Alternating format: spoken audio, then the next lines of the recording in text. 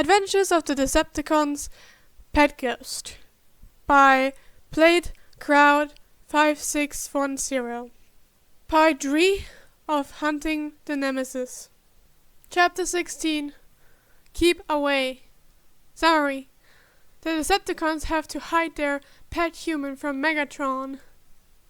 Danny found himself once again hanging out in the medbay.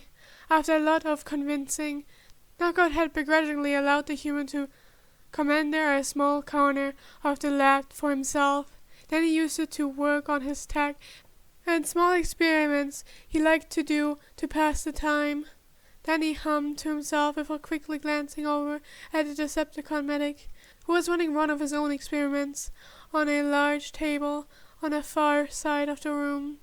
Danny didn't see what it was, but he was too preoccupied with making sure his current work didn't blow up in his face to go and check. Then he focused back on his work, sticking his tongue out of the corner of his mouth as he lifted a human-sized breaker that the cons had somehow acquired for him. He wasn't sure he wanted to know where from. That had been filled with Amerigon. Carefully, he poured one drop into a larger breaker of ectoplasm that he had provided from himself, of course. Then he tilted his head as the concoction hissed for a moment before the ectoplasm seemed to absorb the Amerigon, changing it in some way. The ectoplasm started to glow brighter, and then he could feel his power amplify slightly. He tilted the breaker under the light. Interesting, he hummed to himself. On the other side of the room, Knockout glanced up from his own work, curiously, finally winning over. "What are you doing?" Danny glanced up with a smirk. "I thought you didn't care about my boring, organic experiments." Knockout crossed his arms over his chest with a scoff. "I just want to know what you're doing with that Amerigon I graciously supplied to you." Danny rolled his eyes. "Graciously supplied? You guys have an entire hangar full of this stuff." Knockout was about to retort when a ping echoed throughout the room. They both glanced up at the monitor to see a message on the screen from Soundwave. Megatron approaching. Knockout's optics widened. "Scrap!" he muttered, his gaze starting between the human and the door. Then he didn't have the time to prepare himself before Knockout snatched him up in one service and turned to open the door of a cramped storage compartment filled with medical tools. Then he pulled back incredulously. "I'm not a wrench you can shove into a toolbox." Knockout gestured towards the door. "Well, unless you want Megatron to crush you beneath his pity, I suggest you pretend to be one. The Nemesis has a strict no pets allowed policy." Before Danny could argue further, Knockout shoved him into the compartment and slammed the door shut. Danny's muffled protests were cut off, leaving him cramped inside. With barely enough room to move, he sighed, crossing his arms and leaning back before suddenly remembering that he was half ghost. Turning to his invisibility and intangibility, he poked his head through the door to watch the scene unfold. Knockout turned back around to face the door, his optics starting to Danny's experiments still laid out on the corner. He grabbed a cloth and hastily tossed it over the setup, barely concealing the breakers and glowing ectoplasm before the medbay door slid open with a hiss. Megatron strode in, his bright optics cold and calculating, sweeping the room. Then he felt a shiver run down his spine. Knockout stiffened. Immediately, his usual confidence replaced with a strained smile. "Ah, Lord Megatron!" Knockout greeted, his voice a touch too high. "What brings you to the medbay today? Not another injury with the Autobots, I hope?" Megatron stepped closer. "I was informed that repairs on several warriors have been delayed," he said, his tone sharp. "What excuse do you have this time, Knockout?" He sounded almost bored. Then he felt slightly uneasy. Then he hadn't had the chance to be around Megatron often. The cons constantly tried to keep him as far away from the warlord as possible for fear of what he might do. Knockout's smile flattered, and he scrambled for a response. Delays? Oh, no delays, my lord. Simply prioritizing critical systems over minor repairs. We need our strongest soldiers at optimal condition after all. Megatron's optics narrowed, his gaze piercing. You seem tense. Knockout. Is there something you're hiding? Knockout forced out a laugh, his plating visibly tightening. Me? Hiding something? Perish the thought, my lord. I'm merely under pressure, as always. This medbay doesn't run itself, you know. Then he shifted slightly, accidentally knocking against a metal tray. He cursed under his breath, glancing back up at the two of them. Megatron's hat snapped towards the noise, his optics narrowing. Danny's eyes widened as he felt Megatron staring right at him. He pulled back slightly. The warlord took a step in the direction of the noise. Knockout's optics widened as Megatron got closer to Danny's hiding place. He surged forward, putting himself between Megatron and the storage compartment. Ah, Dad? Just some tools rattling around. I've been meaning to fix that. Medbay maintenance is so unpredictable. Wouldn't you agree? Megatron paused, his optics boring into Knockout. The medic held his ground. Suddenly, Megatron looked off to the side, and then he surmised he was listening to or reading a calm message. Finally, with a low growl, Megatron stepped back. Unpredictable indeed, he said coldly. I would expect nothing less from you, Knockout. He stared. He started turning towards the exit. Unfortunately, I have some matters to attend to elsewhere. We will have to finish this conversation at a later date. Megatron left the medbay with a heavy footfall, and finally the door slid shut behind him, leaving the medbay in tense silence. Knockout slumped against the storage unit, relief flooding his field as he let down his mental shield. He then spun around and slammed open the compartment, catching Danny as he tumbled out. That was close, Danny said, brushing himself off. Knockout glared at him. Too close. Next time, try not to knock over half of the medbay while you are hiding. Danny smirked. Aw, it's like you care. Knockout scoffed and turned away, his optics flickering over the human one more before heading back to his work. Then he perched on Steve's shoulder as the Decepticon mined at a vein of emergon with a handheld drill. Sitting on Decepticon's shoulders while they worked was now a commonplace you could find Danny. It was more fun than reading datapads in Starscream's room anyway. Danny swayed a bit with Steve's movements but didn't fall once. The con was careful not to move too quickly, which was thoughtful. Suddenly, Danny's attention was drawn to F368, one of the other Decepticons. Danny didn't know too well. He knelt beside a large, hulking emergon drill.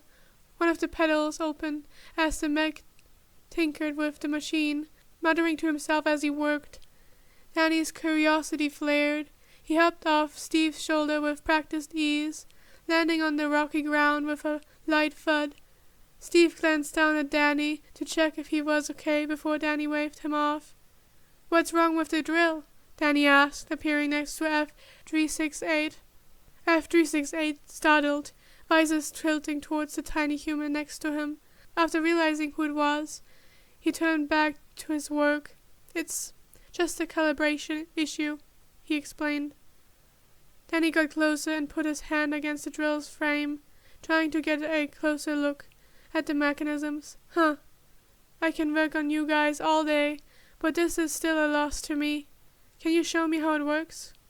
F368 hesitated, looking the human up and down again, as if considering it is a good idea. A sigh echoed through his vocalizer as he started explaining. The turquoise alignment in the additional rotator is off. I'm resetting the... Before he could finish the sentence, a medical slide noise echoed from across the mine. The elevator platform was descending. Scrap. muttered one of the Decepticons, who immediately straightened up to look busy. Rhodey glanced around the mine, frantically trying to spot Danny. He quickly saw Danny with F368 and sent a calm message. F368, hide the human. F368 didn't need to be told twice. He reached down next to him and snatched Danny up, standing at attention while putting the human behind his back out of sight. Human. F368 hissed, his voice low. Stay still. The elevator platform ground to a halt, and heavy footfalls echoed through the mine. Megatron entered the chamber, his massive frame looming over everyone. Every Decepticon in the mine stood at attention, their movements stiff with fear. Even the ever-talkative Steve clamped his mouth shut. F368's plating tightened as Megatron's piercing optics swept over the mine. Danny, still hidden behind the Decepticon's frame, perked out just enough to catch a glimpse of the towering warlord, and he immediately regretted it. Megatron stalked forward, his gaze passing over the workers like a predator scanning for weaknesses. When his optics fell on F368, the Decepticon tensed further, his service twitching slightly, making Danny grip his fingers harder for support. Megatron stopped. His gaze bore into F368, catching the slight stiffness in his frame and the way his shoulders seemed to hunch ever so slightly. Is there a problem, drone? Megatron's voice was low and dangerous. F368's spark nearly sized. No, Lord Megatron, he stammered. Just focusing on recalibrating the drill, my lord. The, output has been inconsistent. Then he could feel the bot trembling slightly. He pressed himself tighter against F368's back, hoping to give him comfort in some way. Megatron's optics narrowed. He stepped closer, his massive frame looming over the smaller con. Then he noticed how all optics were on them now. Out of the corner of his eyes, he saw Rhodey shift on his PD and send a worried glance to his partner, C-27. The silence stretched, suffocating. Finally, with a low growl, Megatron stepped back. See that the issue is resolved. I expect no further delays. Yes, Lord Megatron, F368 said quickly, his voice strained. Megatron looked over a few more things in the mine before returning to the elevator. As soon as the sound of the elevator faded, the entire mine seemed to release a collective sigh of relief. F368 slumped forward, his service shaking slightly. Then he jumped out of his service and onto the drill again, looking over the equipment. So, you were saying about rotator alignment? F368 stared at him incredulously for a moment before sighing and continuing his explanation. Then he noticed that his service still shook slightly. He frowned at this, but let himself get absorbed in learning about the new equipment. The flight back to the Nemesis was peaceful, something Starscream rarely experienced these days. The human had been in his cockpit throughout the journey, and had made some not unwelcoming company. Starscream was finally starting to enjoy the human's idle chatter. Not that he would ever admit that out loud. The large outer doors opened, and he landed in the Nemesis landing bay. Starscream transformed with his usual grace, stretching his wings after the journey. The movement was smooth, and then he ended up in his service. Starscream glanced at the human in his palm and let out an amused hum. A rare sense of calm settled over him. Another dual mission complete. He rolled his optics. Yeah, well, let's submit these locations to Soundwave before he gets annoyed. Then he smiled. I guess we should. Starscream smirked, but froze at the sound of heavy peaty steps. Megatron. And he must have heard it too, because he muttered something to himself with a sigh. Great, this guy again. Starscream's optics widened, and panic coursed through him. Quiet, he hissed.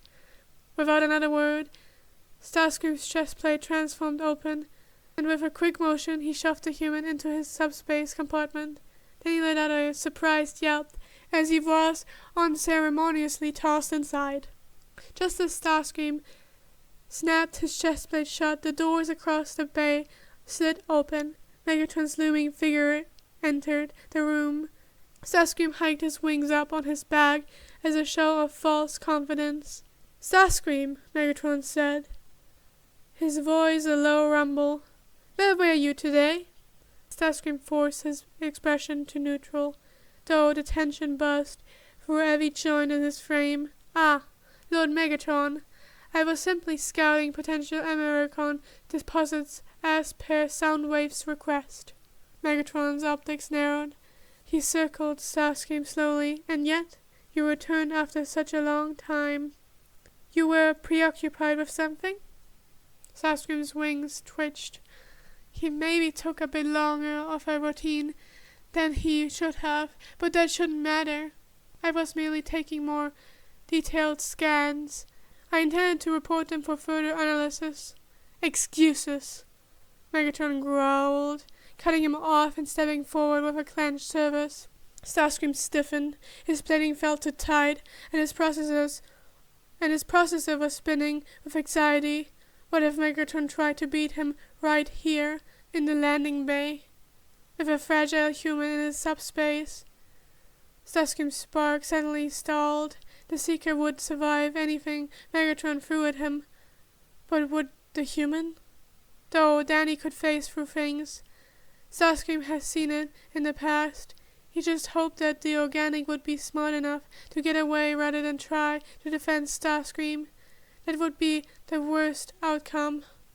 The human couldn't possibly do anything to defend him, and anything Megatron would do to the human or him after the fact would be horrific, worse than any punishment Starscream would have endured. Maybe if Starscream could convince the human to leave, Starscream could distract Megatron. Starscream paused, surprising himself with the fact that he had been considering the health of the human. What was getting into him? All those thoughts, though, he could unpack at a later time when he was not standing in front of an easily triggered aggressive warlord. Starscream held his service at his sides, keeping his tone even with his bark pulsed erratically. "I assure you, Lord Megatron, the information I gathered will prove value." Megatron leaned closer, his optics narrowing. "It had better be, Starscream. Do not disappoint me again, or there will be consequences." With that, the warlord turned and exited the landing bay, his footsteps reverberating through the chamber. Starscream didn't move until the door slid shut behind Megatron. Nothing happened. That was strange, beyond unusual. He vented hard before processor spinning.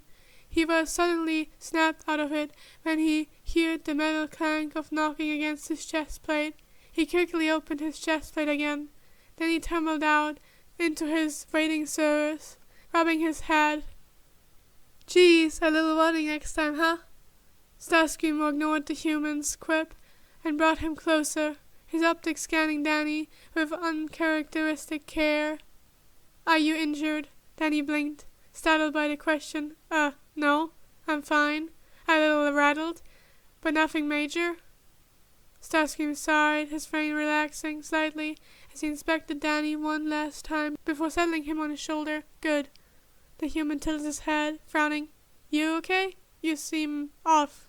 Starscream's wings flicked, and he averted his optics.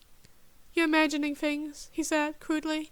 "Now, let's get you out of here before something else happens." Danny didn't push further, but his frown deepened as Starscream strode out of the bay.